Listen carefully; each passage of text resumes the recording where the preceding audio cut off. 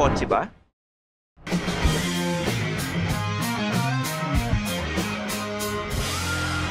Feel kotse na. Oh, nakatikim tayo ng rollback for 2 weeks straight. Sarap, no? Pero malayo pa din sa dating 50 pesos per liter. At dahil nga dyan, sure ako, napapaisip kayo, paano pa ba makakatipid sa gas? Oo, binawasan mo na nga ang gamit ng sasakyan, pero pag gumamit ka, sure ka ba na nakakatipid ka? Yan ang pag-uusapan natin ngayon in this top list of 6 ways to save on fuel. Syempre, like this video and subscribe to our YouTube channel. Hindi lang latest cars ang meron dito. Tips and tricks din minsan. Oh, simulan na natin. Paano ka nga ba makakatipid aside sa pagbawas ng gamit ng sasakyan mo?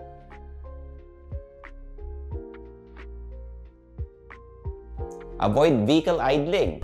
Why are you running? Why are you running? Una ay huwag na masyadong mag-idle ng sasakyan. Kunwari may bibilhin yung partner mo sa drugstore or convenience store. Kung tansya mo higit 1 minute siya sa loob, patayin mo na lang muna ang sasakyan mo. Kasi pag idle ang kotse, nagsusunog ka pa rin ng gas, pero wala ka namang mararating, di ba? Or nararating. Nakainto ka lang doon, so tiis na lang muna at mag-windows down tapos ay patayin ang makina ng sasakyan. Pangalawa, at madami sa inyo kailangang sundin ito, avoid aggressive driving.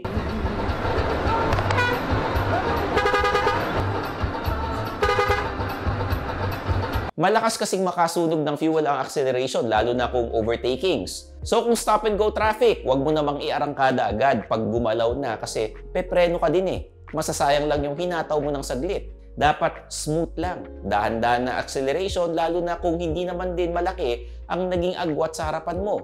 Kung may sisingit naman, di pasingitin mo na. Lahat naman kayo makakausad din Pag umandar naman on the road, dapat steady pace ka lang. Iwasan mo na yung inuunahan mong lahat at paliko-liko ka pa para ikaw mauna. Unless nababanyo ka na, kailangan mo na talagang mauna. Pero kung binibilisan mo at dahil atat ka, kailangan baguhin mo ang mindset mo sa daan.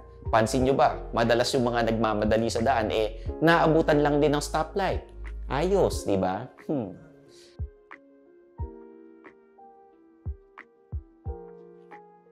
Pangatlo, keep tires properly inflated. Naturo ko na sa inyo before, pero para lang maalala ninyo uli, may recommended tire pressure ang mga sasakyan. Makikita niyo yan usually sa corner ng driver's door with varying settings depende sa load ng sasakyan. Pag kasi underinflated ang gulong mo, mas mahirapang umandar ang sasakyan mo. Ergo, mas maraming nasusunog na fuel.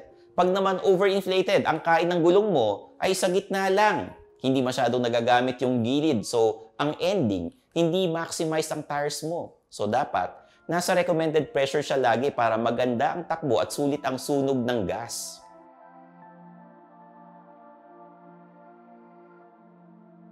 Susunod, accessories. Usually, sasabihin niyo, kaya nyo kinabit ay dahil gagamitin nyo pero maniwala kayo sa hindi. May mga taong nagkakabit ng accessories para lang sa forma.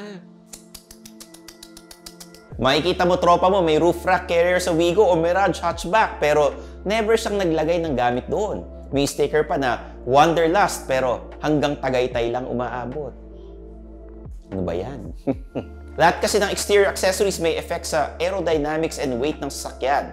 Mas malaking accessory, mas matindi ang effect niyan. Kahit yung mga peking tow hitch nyo, ay nako, may epekto yan pero maliit lang. So ayun nga, kung hindi naman talaga kailangan, huwag ikakabit lalo na kung for the looks ka lang.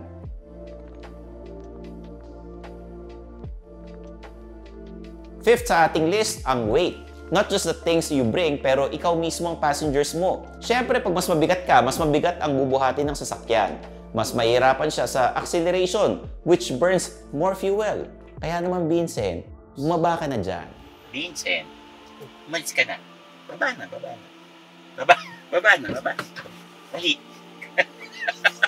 Pero in all seriousness, kung bumigat ka during the pandemic, oras na para magpagaan uli. Hindi lang para sa sasakyan mo, kundi para sa kalusugan mo rin. Maximize the weight that your car carries. Kung hindi naman kailangan bitbitin yung mga gamit mo sa pagbabanda, sa pupuntahan mong dinner date, huwag mo nang dalhin para hindi kumain ng mas maraming fuel yung sasakyan.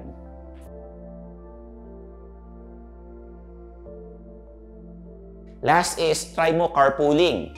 Sakay na! Hindi ko alam sa inyo pero I recommend kausapin nyo naman yung mga kapitbahay ninyo. Malay mo, same area lang kayo ng pinapasukan. Eh di, magsabay na kayo para hati kayo sa gas at sa toll. Sa office naman, baka may office mates ka na same area ng bahay sa inyo o baka along the way. Magsabay-sabay na kayo para one less car on the road. Mas magaan din magiging expenses nyo kasi may mga kahati ka sa gas at toll. Pero di dyan nagtatapos, may bonus tip tayo. Magmotor ka.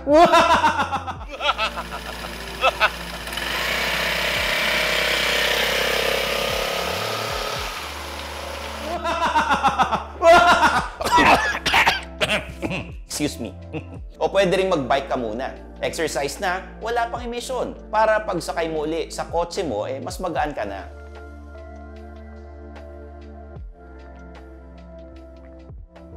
And that's it for a top list of ways to save on fuel. Mag-subscribe na kayo dito sa PhilKotse para una kayo sa latest videos namin. I'm your host, Stanley Chi, ang inyong senpai ng turbuhan na pinapaalala sa inyong lahat na i-follow ako sa mga social media accounts ko. Meron akong YouTube channel at meron akong podcast, Underpaid with Stanley Chi, sa Spotify and Apple Podcast. So paano ba yan? Kita-kits tayo sa next video dito lang sa PhilKotse. Bye-bye!